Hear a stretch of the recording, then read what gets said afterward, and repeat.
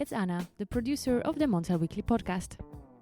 July is almost over, and this means the Montel Weekly returns this Friday on the 2nd of August. The excitement is real, at least here in our podcast team.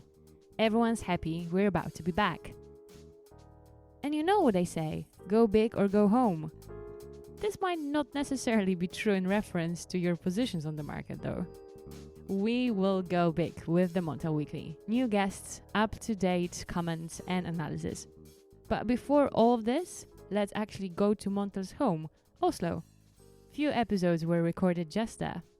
Do you remember the one with Gert over Mollestad and Marius Holm Rennesund, partner at Thema Consulting Group?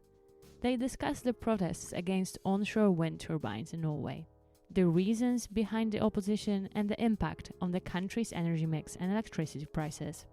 Have a listen.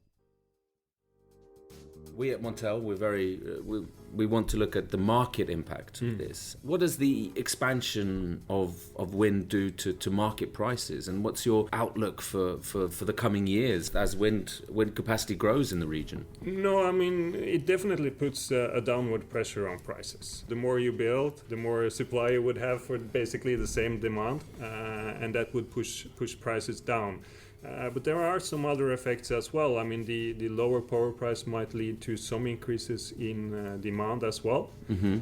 And have you got any numbers here, Marius, you can throw around? No, yeah. I mean, it's difficult to pinpoint exactly how much wind farm would push prices down.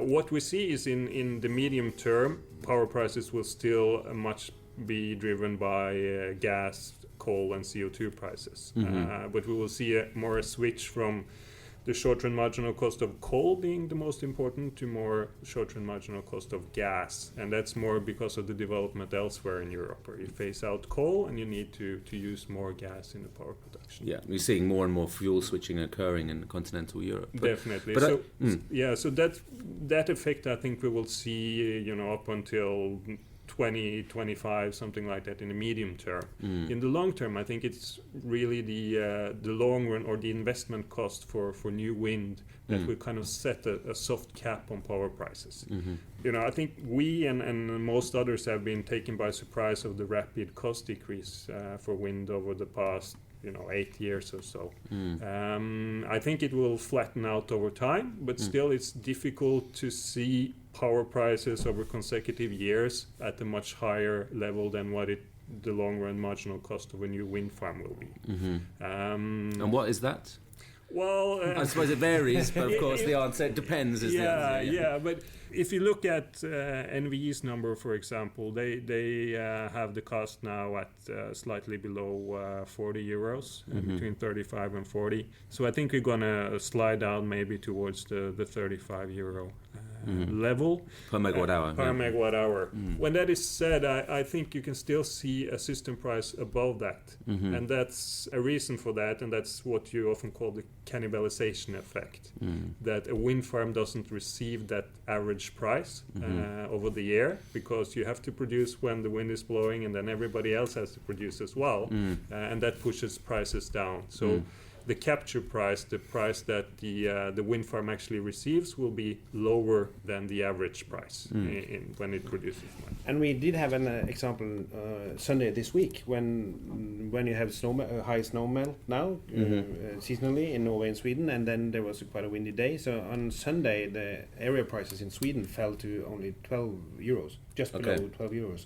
So you get this short-term price drops when the wind is blowing, and especially combined with heavy inflow from melting snow. Yeah, and that's the other factor we might see, more volatile prices. You will go very low when there's good precipitation and a lot of wind, and then you probably will go higher. At least in our view, we expect some higher gas prices. CO2 prices are high, but might increase in the long run at least.